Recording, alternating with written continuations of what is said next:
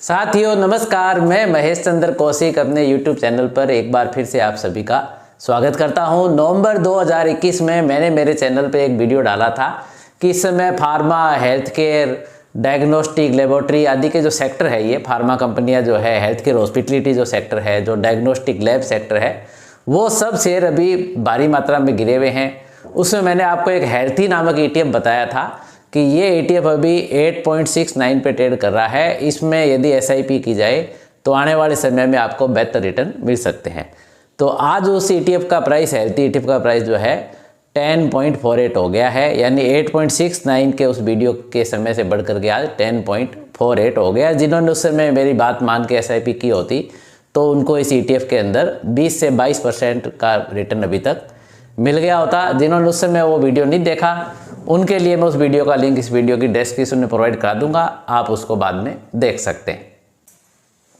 असल में 2021-22 में जब कोई भी मुझसे पूछता था कि अभी मैं कहाँ निवेश करूं, कहाँ पे SIP करूं, तो उस समय चूंकि ये फार्मा के शेयर गिरे हुए थे, हेल्थ केयर सेक्टर के शेयर गिरे हुए थे, डायग्नोस्टिक सेक्टर के शेयर गिरे हुए थे, उस समय मैं उन सबको इस प्रकार के ETF में, इस प्रकार के म्यूचुअल फंड में निवेश करने की सलाह देता था। मेरा कोई भी मित्र या मेरा रिश्तेदार, मेरे मिलने वाले आदि मुझसे सलाह मांगते रहते हैं अक्सर कि हम किस में निवेश करें, तो मैं उनको उस समय 2021-22 में pharma, health care, diagnostic sector में ETF या म्यूचुअल फंड में निवेश करने की सलाह देता था। मैंने खुद भी इसी लाइन ऑफ वे में जाके ICICI प्रूडेंशियल के pharma, health care and diagnostic fund growth plan के अंदर निवेश किया था। 1000 रुपये महीने की SIP की थी मैंने, क्योंकि मेरी बहुत सी अलग अलग जगह SIP है, 2-3 ब्रोकर के पास मेरे पास खाता है, तो अलग अलग SIP बहुत से इस प्रकार के फंडों में चलती रहती है। तो 1000 रुपये की SIP उसमें मैंने खुद भी की थी, जो आप अभी अपने स्क्रीन पर देख सकते हैं। और आप ये देख सकते हैं कि उस SIP में मुझे आज 25.55% का प्रॉफिट अभी मिल रहा है। इसी प्रकार जनवरी 2023 में जब फार्मा शेयर कुछ ऊपर आ गए थे, तब मेरे मित्र मुझसे पूछते थे कि अब हम किस में निवेश करें, कोई ऐसा SIP वगैरह निवेश बताओ। तो मैं उनको कहता था कि जो स्मॉल कैप शेयर है उन्होंने अभी परफॉर्म नहीं किया है। जनवरी 2023 में जब मार्केट गिरा हुआ था तो स्मॉल कैप तो उल्टे और भी ज़्यादा गिरे हुए होते हैं। तब मैं उनको कहता था कि आप जो निफ्टी का स्मॉल कैप 250 इंडेक्स फंड है, उसके ETF के अंदर या इंडेक्स फंड के अंदर निवेश कर सकते हैं। मैंने खुद भी SBI Nifty small cap 250 index fund के अंदर निवेश किया था जनवरी 2023 से, और अभी तो आप देख रहे हैं कि नवंबर 2023 तक की किस्त इसके अंदर कटी है। और मैं आपको स्क्रीन पे दिखा रहा हूँ, आज ये मेरी SIP 26.67% प्रॉफिट में विद इन 1 ईयर, अभी 1 साल तो हुआ भी नहीं है, 26.67% के प्रॉफिट पे आप देख सकते हैं कि SIP मेरी इसके अंदर अभी भी चल रही है।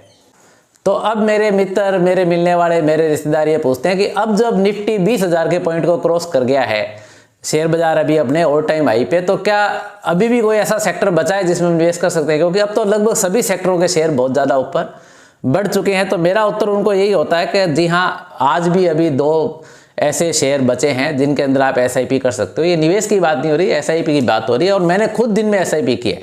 मैंने खुद अभी 2 शेयरों के अंदर SIP की है, जिनमें एक शेयर है और एक ETF है। तो आइए एक एक करके मैं आपको बताता हूँ कि मैंने किस ETF और किस शेयर में SIP की और क्यों की। अभी वर्तमान समय में ऐसा मैंने उनमें क्या देखा, ताकि आप भी इस प्रकार के शेयरों को, ETF को ढूंढना सीख जाएं। ये मैं आपको एक एक करके बताता हूँ। तो वो ETF जिसमें मैंने अभी SIP की है वो है हैंग सेंग बीज। अब हैंग सेंग बीज में मैंने ऐसा क्या देखा कि मैंने इसके अंदर भी SIP शुरू की, इसकी मैं पूरी डिटेल आपको समझा देता हूँ। हैंग सेंग इंडेक्स हांगकांग के शेयर बाजार का इंडेक्स है। इसके अंदर हांगकांग के शेयर बाजार में लिस्टेड 50 कंपनियां हैं, जिसका चार्ट आपको स्क्रीन पे दिखाई दे रहा है। इसका यदि आप 5 दिन का रिटर्न देखोगे तो इसने -4.79% रिटर्न दिया है, यानी 5 दिन से लगातार गिरावट में है। 1 महीने का रिटर्न देखोगे तो भी माइनस में है। 6 महीने का रिटर्न आप देखोगे तो 11.19% माइनस में रिटर्न दिया है। 6 महीने में भी ये मार्केट बड़ा नहीं है। और 1 साल का आप देखोगे तो 9.88% माइनस में रिटर्न दिया है। अब बात करते हैं हांगकांग इंडेक्स के 5 साल के रिटर्न की। तो 5 साल का रिटर्न भी आप देखोगे तो 35.43% माइनस में रिटर्न दिया है पिछले 5 सालों के अंदर इसने। कारण क्या है कि कभी चीन के अंदर कोरोना आ गया, अभी कह रहे हैं चीन में एक रक्षात्मक बीमारी फैल रही है। तो इसमें देखो, दुनिया की सबसे ज्यादा आबादी वाला देश है ये, तो ऐसे कोई देश समाप्त नहीं हो जाएगा। बुरा समय आता है तो अच्छा समय भी आता है। बुरा समय ही किसी शेयर में निवेश करने का सबसे अच्छा समय होता है। हम तो SIP से निवेश कर रहे हैं।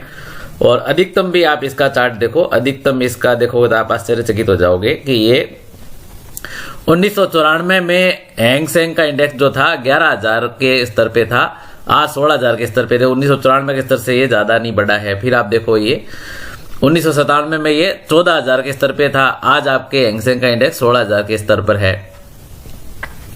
2000 के अंदर सन 2000 में 15,000, 16,000, 17,000 इसके आसपास ट्रेड करा था। तो आज यदि हम इसमें एसआईपी करते हैं तो सन 2000 में जो चाइना के मार्केट का, जो हांगकांग के मार्केट का स्तर था, हम उसके अंदर निवेश कर रहे हैं सन 2000 के स्तर में। तो कल खुदा न खास्ता यदि निफ्टी कभी गिरेगा गिरावट के समय, और उस समय यदि हैंग सेंग इंडेक्स बढ़ता है, तो हम उस समय इसके अंदर लाभ कमा के एसआईपी में प्रॉफिट बुक कर सकेंगे। ये मेरी सोच है, इस थिंकिंग के आधार पे मैं कर रहा हूं। अब आप ये मत कहना कि साहब चाइना तो हमारा मित्र राष्ट्र नहीं है, शत्रु कंट्री है, फलाना है, ये है, इसमें मैं निवेश नहीं करूंगा, मैं मर जाऊंगा लेकिन चाइना में निवेश नहीं करूंगा।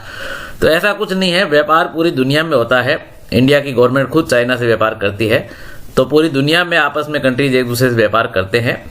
तो इसमें इस तरह की कोई एलर्जी मुझे तो फील नहीं होती है। और मैंने पहले भी हैंग सेंग इंडेक्स में कई बार एसआईपी करके प्रॉफिट बुक किया है।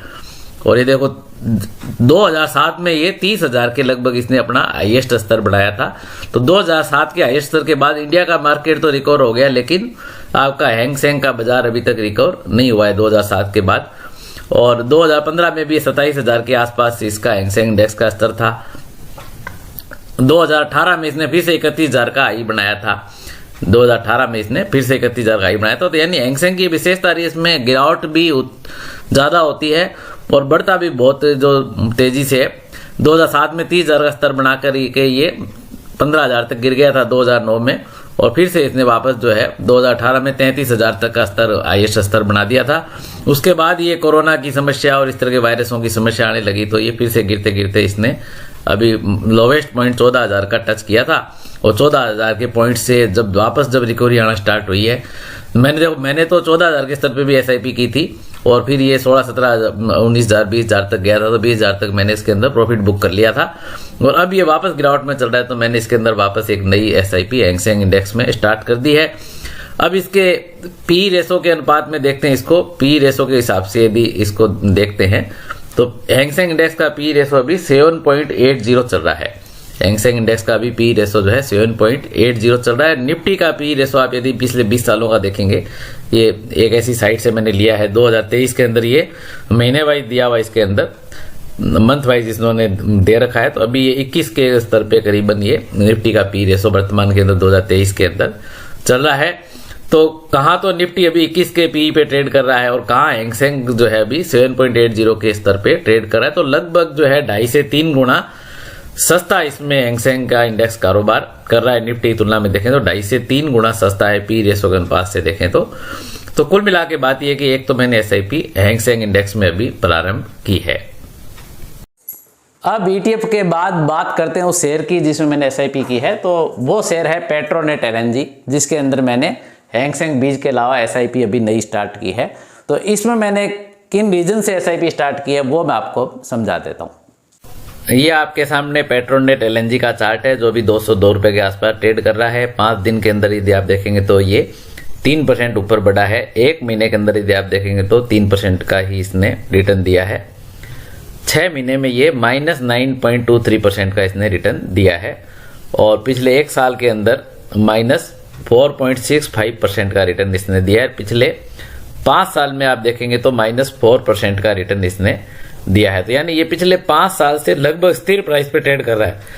आप देखेंगे पेट्रोनेट एलएनजी का शेयर पिछले 5 साल से 250 रुपए तक जाता है, लगभग 260-70 तक जाता है, फिर वापस गिरता है, 200 रुपए के आसपास का स्तर बनाता है, फिर बढ़ता है। तो ये 200 के स्तर से लेके 250 के स्तर के बीच में पिछले 5 सालों से लगभग ये घूम रहा है। और ऐसा नहीं है मैंने इसके अंदर पहली एसआईपी की है, एक बार पहले भी मैं इसमें एसआईपी कर चुका हूं, प्रॉफिट बुक कर चुका हूं। पेट्रोनेट एलएनजी की ज्यादा डिटेल यदि आप पूरी रिसर्च रिपोर्ट पढ़ना चाहते हैं तो मैंने 15 सितंबर 2022 को मेरे ब्लॉग meskosik.com मेरी वेबसाइट है, मेरे ब्लॉग का एड्रेस है meskosik.com पे 15 सितंबर 2022 को एसटीपी मेथड से पेट्रोनेट एलएनजी के अंदर निवेश करने की रिकमेंडेशन दी थी, और उसके अंदर ये पूरी रिपोर्ट आप इसके अंदर पढ़ सकते हैं। इसके गिरने की मेन वजह क्या है कि अडानी से लिंक है। अडानी पेट्रोनेट दहेज पोर्ट प्राइवेट लिमिटेड जो इसकी सब्सिडरी कंपनी है, जो अडानी पोर्ट की भी सब्सिडरी कंपनी है। तो अभी तो अडानी के शेयरों में भी फिर से रिकवरी आने लगी है।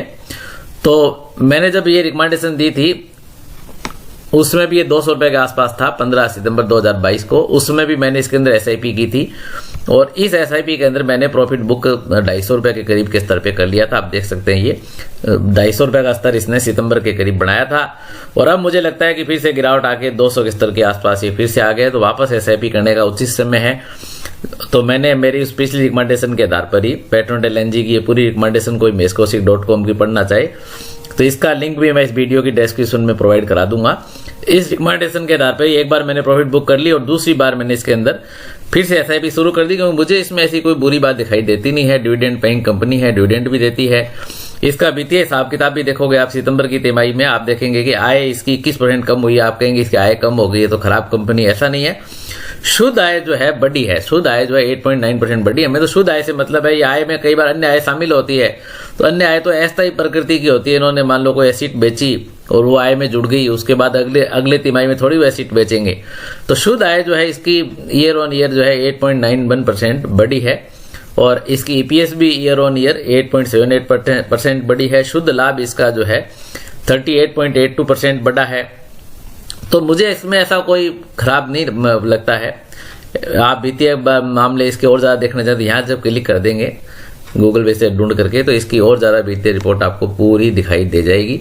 तो मुझे इसके अंदर ऐसा कोई कमाई के कॉल देखो, आपको सितंबर में 13% ईपीएस बढ़ी है, जून में 9% बढ़ी, तो मुझे इसमें ऐसी कोई गलत बात दिखाई दी नहीं। मैं मेरी पिछली रिसर्च रिपोर्ट पे पेट्रोनेट एलएनजी वाली पे आज भी इसके अंदर कायम हूँ, इसलिए मैंने खुद इसके अंदर दोबारा एसआईपी भी चालू कर दी है। तो अब सेबी के नियमों के अनुसार मैं आपको यह स्पष्ट कर दूं कि मैंने आपको हैंग सेंग बीज और पेट्रोनेट एलएनजी में निवेश करने की सलाह नहीं दी है। ये मेरी निवेश सलाह नहीं है। मैंने अपना निजी अनुभव आपके साथ साझा किया है कि मैं किन शेयरों के अंदर अभी एसआईपी कर रहा हूं। यदि फिर भी आप इनके अंदर निवेश करना चाहते हैं तो मेरा ये डिस्क्लोजर ध्यान में रखें कि मेरा खुद का इनमें निवेश है। अभी हाल ही में मैंने खुद ने इनमें एसआईपी प्रारंभ की है, इसलिए यदि आप इनमें निवेश करते हैं तो मेरा निजी हित इन कंपनियों के साथ में जुड़ा हुआ है। ये डिस्क्लोजर आप हमेशा ध्यान में रखें और उसके बाद अपने विवेक से या अपने निवेश सलाहकार की सलाह से इसके बारे में निर्णय लें कि आपको इसमें एसआईपी करनी चाहिए या नहीं करनी चाहिए। आज का वीडियो आपको कैसा लगा और इस ETF हैंग सेंग बीज और इस शेयर पेट्रोनेट एलएनजी के बारे में आप क्या सोचते हैं, इस बारे में कमेंट में अपने विचार मुझे अवश्य अवगत कराइएगा। मैं ज़्यादा से ज़्यादा कमेंटों का जवाब देने का प्रयास करूंगा। आप सबका बहुत बहुत धन्यवाद। नमस्कार। शेयर बाजार में निवेश बाजार के जोखिम के अधीन है। यद्यपि मैं महेश चंद्र कौशिक सेबी से पंजीकृत रिसर्च एनालिस्ट हूँ तथा मेरी तरफ से बेस्ट जानकारी प्रोवाइड कराने का पूरा प्रयास करता हूँ। पर शेयर मार्केट में कोई भी ट्रेडिंग या निवेश का सिस्टम 100% परफेक्ट नहीं होता। अतः इस वीडियो में दिखाई गई जानकारी से आपको शेयर बाजार में 100% लाभ ही होगा इसकी कोई गारंटी नहीं है। आपको इससे नुकसान भी उठाना पड़ सकता है। अतः इस वीडियो में दिखाई गई जानकारी को सिर्फ एजुकेशनल पर्पज के लिए समझा जावे तथा इसमें बताई गई जानकारी का उपयोग स्वयं विवेक से करें। मैं इस वीडियो का निर्माता किसी भी नुकसान के लिए उत्तरदायी नहीं रहूंगा। धन्यवाद।